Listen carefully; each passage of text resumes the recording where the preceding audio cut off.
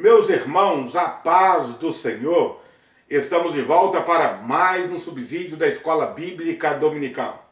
E nesse nós vamos falar sobre o tema A Mordomia das Obras de Misericórdia. É a lição de número 11, de 15 de setembro de 2019. Uma lição maravilhosíssima, onde nós vamos estar conceituando o termo misericórdia, falar sobre a mordomia da misericórdia cristã, e a prática das boas obras entre os cristãos. Portanto, uma lição maravilhosíssima. Antes, eu gostaria de pedir a você que se inscreva no nosso canal. Você que não é inscrito ainda, se inscreva. Ao se inscrever, ative o sininho, para que você possa receber as notificações de tudo que postarmos aqui no nosso canal. Também deixe aí um comentário no nosso vídeo, um joinha, um like, para que esse canal possa crescer ainda mais para a glória do nome do Senhor, nosso Deus. Antes de começarmos a nossa lição, eu gostaria de dizer a você que nós aderimos à campanha do Setembro Amarelo. Como você vê aqui, o meu lacinho, nós aderimos a essa campanha exatamente porque no Brasil tem crescido a onda de suicídio. É uma questão alarmante. Até mesmo entre as igrejas, pastores, têm cometido suicídio. Nesse mês, é o mês de setembro, todo esse mês, no Brasil, faz-se essa campanha do Setembro Amarelo, que é a campanha de prevenção contra o suicídio. O professor Cláudio Corrêa dos Reis, do Instituto Bíblico da Assembleia de Deus, diz que o suicídio é o último estágio da dor. É o último estágio da fuga. Quando o indivíduo não vê mais saída, nem para um lado, nem para o outro, ele apela então para a morte como resolução final para os seus problemas. Muitas coisas podem levar ao suicídio. Uma delas é a depressão profunda, pode levar o indivíduo ao suicídio. Outra delas é o desgosto por causa de preocupações com dívidas, enfim, situações que o indivíduo acha que não vai sair, vai ser envergonhado, mesmo que ele não esteja depressivo, mas ele acha que ele vai ser envergonhado e a sua honra vai ser suja pelo resto da vida. Ele acaba então entrando pelo caminho do suicídio. Alguma sinalização de que a pessoa está indo para esse caminho desastroso, são palavras suicidas. Pessoas que dizem, eu gostaria de sumir, para ninguém me achar nunca mais. Esse é um sinal de que essa pessoa está no caminho de entrar nessa catástrofe chamada suicídio. Outro caminho terrível é o isolamento. Pessoas que querem se suicidar ou estão pensando em se suicidar, às vezes elas se isolam e não querem o convívio com ninguém, a ponto de chegar um momento em que essa pessoa é achada pendurada, enforcada ou com qualquer outro tipo de morte através do suicídio. Os pastores e líderes precisam estar atentos às suas ovelhas para ajudá-las a sair dessa situação embaraçosa que pode levar os nossos amados irmãos ao suicídio. Portanto, você que é professor de escola bíblica dominical, superintendente, note o seu aluno, note a pessoa que está ao seu lado, dando-lhe conforto, atenção, oferecendo ajuda, oferecendo a ela condições de, se preciso for, encaminhá-la a um terapeuta, a um psicólogo, enfim, um profissional da área, para que ela possa receber a ajuda necessária para sair do problema em que se encontra. Por óbvio, ninguém quer morrer. O suicídio é a situação que a pessoa encontra, é o jeito que a pessoa encontra para sair da dor em que ela está vivendo. Portanto, que Deus abençoe você, como líder, que você também venha entrar nessa campanha e ajudar a sua igreja. Posto essas considerações, o nosso texto áureo está no livro de Tiago, no capítulo 2, o versículo 13, que diz: porque o juízo será sem misericórdia sobre aqueles que não fazem misericórdia, e a misericórdia triunfa sobre o juízo. A nossa verdade prática diz: o cristão tem o privilégio de exercer a misericórdia junto aos necessitados, como expressão do amor de Deus. Note-se bem que o nosso comentador, ele vai dizer aqui na nossa verdade prática, que exercer obras de misericórdia é um privilégio, não apenas uma necessidade, uma obrigação, mas um privilégio, um alto privilégio, poder ajudar aqueles que de nós necessitam. A nossa leitura bíblica em classe está no livro de Atos, no capítulo 4, versículos 32 a 35, onde vai falar sobre o aspecto comunal. Lucas, capítulo 10, versículos 35 a 37. Eu não vou fazer essa leitura para ganharmos tempo na nossa discussão aqui, mas eu quero aconselhá-lo a fazer a leitura na sua revista e também na Bíblia. Leia todo o capítulo 4 de Atos, aproveite e leia o capítulo 2 também, que vai falar bastante sobre essa questão das obras de misericórdia, mais especificamente a partir do versículo 42 do capítulo 2. Leia todo o livro de Lucas no capítulo 10, todo o capítulo 10 de Lucas, não apenas os versículos citados, para que você possa situar na leitura aí, no contexto em que o nosso comentador tirou essa partícula. Posto essas considerações, no nosso primeiro ponto, o significado de misericórdia. A palavra misericórdia, ela vem do latim e significa compaixão suscitada pela miséria alheia. Não se trata apenas de dó, porque há quem tem dó, que é um sentimento fugaz, a dó, ela dá e passa. Eu tive dó de fulano, fiquei com pena de fulano. Dó é uma coisa que dá e passa. Compaixão é a misericórdia executada. O sentimento de amor levado a cabo.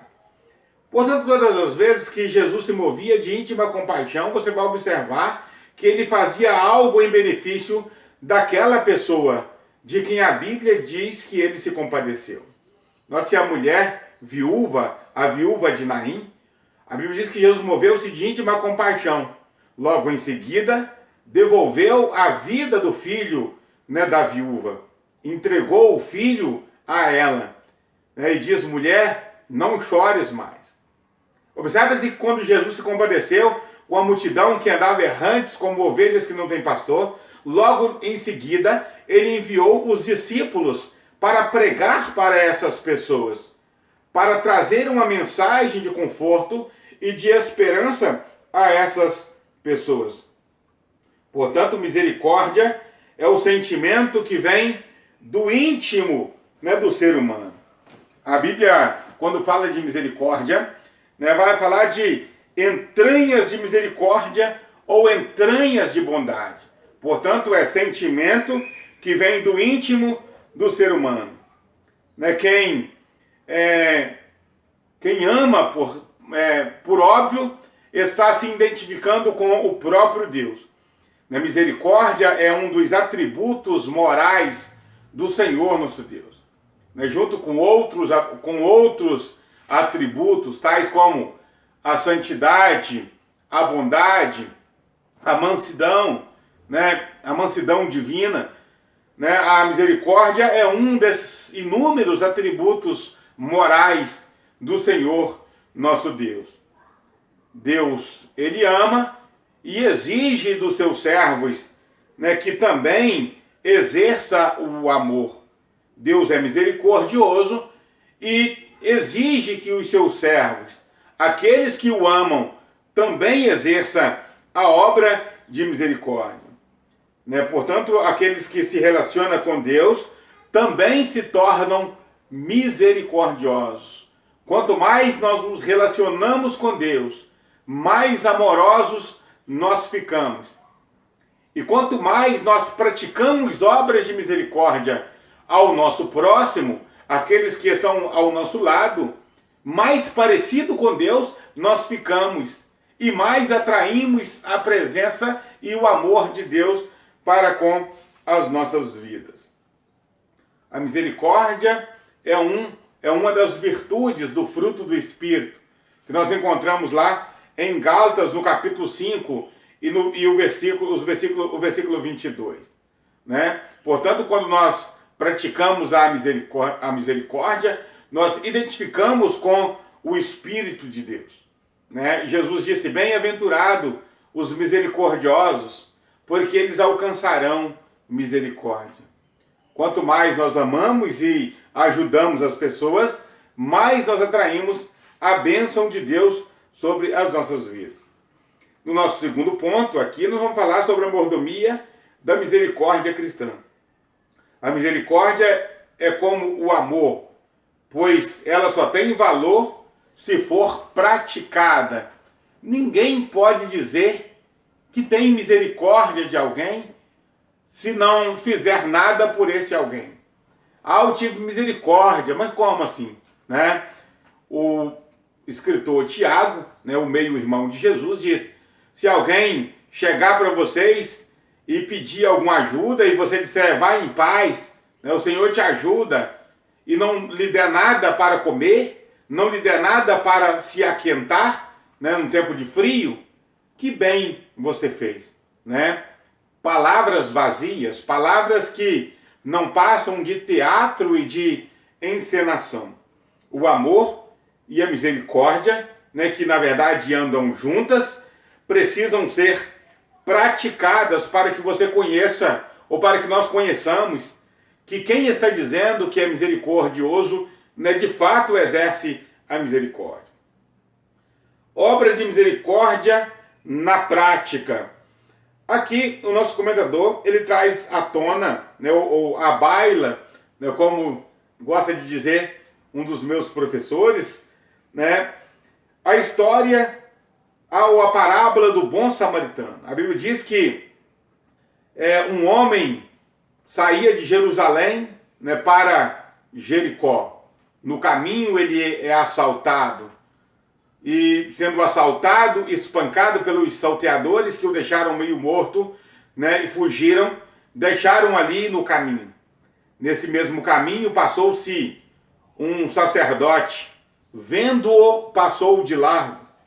Passou também ocasionalmente, ou na mesma ocasião, passou um levita, vendo-o, passou de largo. Mas um samaritano que ia de viagem, ouviu os gemidos do homem caído, chegou, aproximou-se dele, atou-lhe as feridas, né, com azeite e vinho, colocou na sua cavalgadura, levou à estalagem e disse ao hospedeiro, cuida dele. Deixou 2 dinheiros e disse, isso foi insuficiente, na volta eu pagarei o que faltar. Jesus estava contando essa história, né, para um doutor da lei que havia perguntado para Jesus, né, que bem ele poderia fazer para herdar a vida eterna. Jesus contou essa parábola, né, para ilustrar, né, para esse homem, doutor da lei, o que ele deveria fazer para agradar ao Senhor. Depois da pergunta, né, depois que Jesus fala o que ele tinha que fazer, que era amar o próximo, ele pergunta, quem é o meu próximo? Quando Jesus contou essa parábola, ele pergunta ao doutor da lei, qual dos 2 ou qual dos 3 você acha que foi o próximo do homem caído? O doutor da lei responde, aquele que cuidou dele, aquele que ajudou, aquele que teve o sentimento de amor para cuidar do homem caído. Jesus responde então, vai e faze da mesma maneira. Mostra assim que a misericórdia não deve ser apenas um sentimento, mas uma ação diretiva. A misericórdia não é apenas um sentimento, né?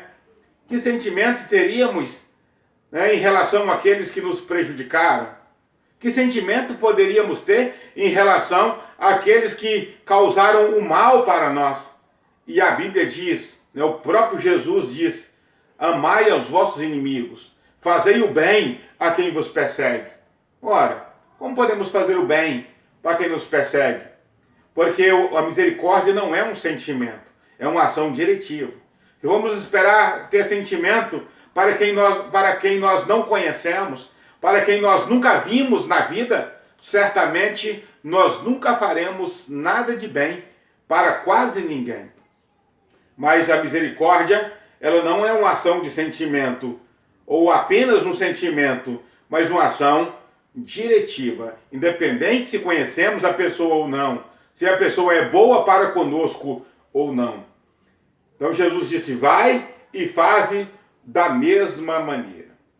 No segundo item, e somos criados para as boas obras. O apóstolo Paulo vai dizer na carta aos Efésios que o Senhor nos criou para as boas obras. Fomos criados em Jesus Cristo para as boas obras, as quais Deus preparou para que andássemos nela. É bom que se diga que as boas obras, elas não salvam. Não há quem pratique as boas obras e sejam salvas por elas, como alguém entende, né? Mas é incontestável que aqueles que são salvos, praticam as boas obras. É inevitável um cristão praticar as boas obras. Praticar boas obras é uma manifestação da nossa fé, como diz Tiago, né? Você manifesta a sua fé por meio das suas obras. E ele faz um desafio: mostra-me a tua fé sem as tuas obras, e eu vou mostrar a minha fé pelas minhas obras. Porque apenas dizer, que tem fé é insuficiente, né? E aqui o nosso comentador, ele vai falar sobre a misericórdia nas diversas áreas. Primeiro, nas áreas da necessidade humana. Nas áreas da necessidade humana. Nas áreas da necessidade humana aqui, o nosso comentador está falando sobre a questão da ação social, que deve ser praticada, por todos, mas especificamente para a igreja. A igreja deve entender a sua necessidade, da prática da ação social. A igreja do Senhor Jesus, ao longo dos tempos, praticaram obras de misericórdia, obras sociais. Lembra de William Bolt, o fundador do Exército da Salvação? Lembra de João Calvino, que fundou o chamado Fundo de Pensões, para ajudar pessoas pobres de Genebra? Faltaria tempo para a gente falar de tantas obras sociais exercidas pela igreja do Senhor Jesus. Ao longo da história da igreja, a igreja sempre se preocupou em cuidar dos pobres. A verdadeira igreja de Jesus sempre se preocupou em cuidar dos pobres. A começar pela igreja de Jerusalém, em Atos capítulo 2 e Atos capítulo 4. Depois a Bíblia também vai falar que Paulo, ele mandou ajuda para os cristãos pobres, de Jerusalém, tirou oferta nas igrejas para os cristãos pobres, da região, da Judéia. Sempre a igreja praticou obras de misericórdia, a verdadeira igreja de Cristo. E antes de passar para o nosso segundo subitem aí, eu gostaria de falar sobre algumas situações que a igreja pode fazer, que revela o seu lado social. Uma dessas atitudes, entre as muitas que existem, é ajudar os orfanatos e os asilos, as creches, os abrigos onde estão crianças abandonadas, crianças que não têm a proteção dos pais, que foram parar nos abrigos, que vivem lá e no Natal não tem ninguém que vá lá lhe dar um abraço, lhe dar um presente, cantar com essas crianças, fazer orações com essas crianças, e elas ficam lá esquecidas nos abrigos, nas creches, nos orfanatos, enfim. Os asilos, o que dizer dos asilos? Né? Os nossos velhinhos, né, que estão nos asilos e passam tempos especiais, né, como Natal, Ano Novo. Os filhos desses velhinhos, às vezes não vão lá, eles estão abandonados nos asilos. A igreja deveria ir para dar um abraço nesse velhinho e dizer: eu sou o seu filho, eu estou aqui para representar aquele filho que você não teve, aquele cuidado que você não teve, que o trouxe aqui para o asilo, e ajudar essa pessoa. Né? Uma outra maneira de a igreja exercer a obra de misericórdia é dando assistência a moradores de rua, principalmente nos tempos frios, onde em algumas regiões, né, do Brasil, moradores de rua chegam a morrer de frio, né, nessas friagens da noite. A igreja precisa exercer a obra de misericórdia, cuidando desses moradores de rua, dando-lhe o sopão, né, quando possível, tirá-los da rua definitivamente. E o evangelho é eficaz, né, para isso. Dando cesta básica a famílias carentes, né? O apóstolo Paulo diz que precisamos primeiro cuidar dos domésticos da fé. Primeiro dos domésticos da fé. Isso não quer dizer que não devemos cuidar dos outros, né? Facilitando o acesso, né, dos menos favorecidos com o poder público, né? Pessoas que precisam de um remédio, né, de alto custo e não conseguem. Né? De repente a igreja não pode comprar esse remédio, mas pode ajudar, ir atrás dos agentes políticos, né, facilitar o acesso dessa pessoa, né, que precisa de um cuidado público, né, e às vezes até mesmo com demanda judicial, né, se não conseguiu por vias do diálogo, até mesmo pela via judicial, né, para ajudar essa pessoa, né, que precisa do cuidado, né, que ela tanto necessita. Essas são apenas algumas das, né, coisas que a igreja pode e deve fazer, mas quando nós abrimos nosso coração para fazermos a obra social, né, que a igreja precisa de fazer, certamente o Espírito Santo estará nos conduzindo às necessidades mais profundas dos nossos irmãos, né, do nosso próximo, aqueles que estão ao nosso lado precisando de nós. Nosso segundo subitem aí, nas áreas das necessidades espirituais. As necessidades espirituais dos homens são tão urgentes que Deus enviou o seu Filho para salvá-las, né, de suas misérias. Pessoas que precisam urgentemente, né, de serem transformadas por Deus, vivendo como animais, endemoniadas, pessoas que estão vivendo no submundo, na escuridão, nas trevas espirituais. Essas pessoas podem ser alcançadas pelo Senhor Jesus, através da igreja, quando a igreja exerce a obra da misericórdia. Nós vamos olhar pelas pessoas que estão oprimidas, deprimidas, né, possuídas pelo inimigo, olhar para essas pessoas com um olhar de misericórdia, para que possamos entender a necessidade de tirá-las do abismo em que elas se encontram. Outra área onde nós podemos e devemos exercer a misericórdia é na área da evangelização e na área missionária. As Escrituras mostram que a obra da evangelização e missões é central do Evangelho.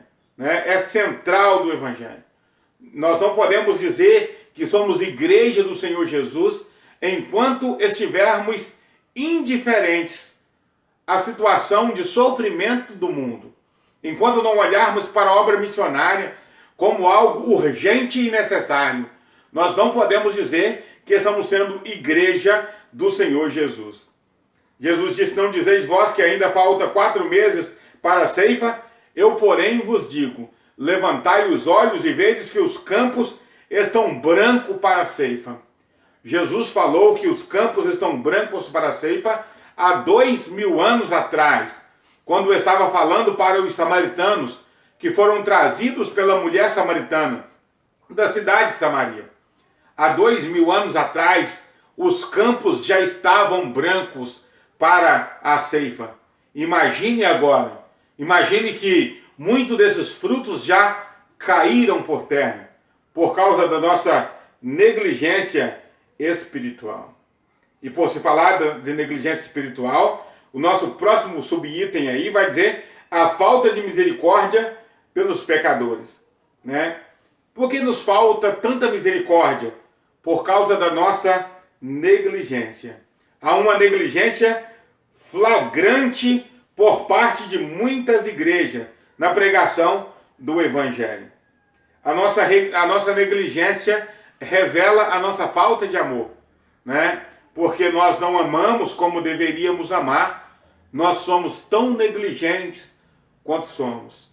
As pessoas estão morrendo ao nosso lado e nós nada fazemos por falta de amor, por falta de misericórdia. O nosso terceiro e último ponto vai falar sobre cuidados na prática da misericórdia. As boas obras devem glorificar a Deus. E quando Jesus falou, né, no Sermão do Monte sobre as obras de misericórdia, ele diz, assim resplandeça a vossa luz diante dos homens, para que vejam as vossas obras e glorifiquem o vosso Pai que está no céu. As boas obras não são para glorificar a nós mesmos. Jesus, certa vez, diz, dê com a mão direita o que a esquerda não vê, né? Não faça saber a tua mão esquerda o que fez a tua direita. Porque as obras de misericórdia não são para dizer, eu fiz. A nossa igreja é uma igreja contribuinte. A nossa igreja é uma igreja que ajuda. A nossa igreja faz e acontece. Não, as obras de misericórdia são para exaltação do nome do Senhor nosso Deus. Quanto mais nós praticamos as boas obras, nós mais glorificamos o nome do Senhor nosso Deus. O contrário também é verdade. Quando deixamos de praticar as obras de misericórdia, nós deixamos de glorificar o nome do Senhor nosso Deus. O segundo item do nosso terceiro e último ponto vai falar sobre as obras de misericórdia, são obras de amor. Elas são parte da prática do amor cristão, que segundo Jesus deve ser estendido até mesmo ao inimigo. Nós já falamos isso, né? Jesus disse, amai ao vosso inimigo, né? E orai por aqueles que vos perseguem. Amai os vossos inimigos e orai por aqueles que vos perseguem. Jesus chega a dizer, se fizerdes bem apenas para aqueles que vos amam, que galardão tereis, né? Se quisermos o bem apenas para quem dá tapinha nas nossas costas, que galardão teremos com isso? Por fim, né, obras de quem é salvo. Tiago diz que as obras dos salvos devem ser a expressão da fé, a qual, sem elas, de nada aproveita. Ele exemplifica esse ensino, referindo-se ao caso de um irmão ou irmã carente, sendo despedido de mãos vazias. Nesse caso, nenhum proveito se materializa. E conclui, assim também a fé, se não tiver as obras, é morta. Segundo Tiago, as obras é testemunho vivo da nossa fé perante os homens. As obras é a manifestação da nossa fé.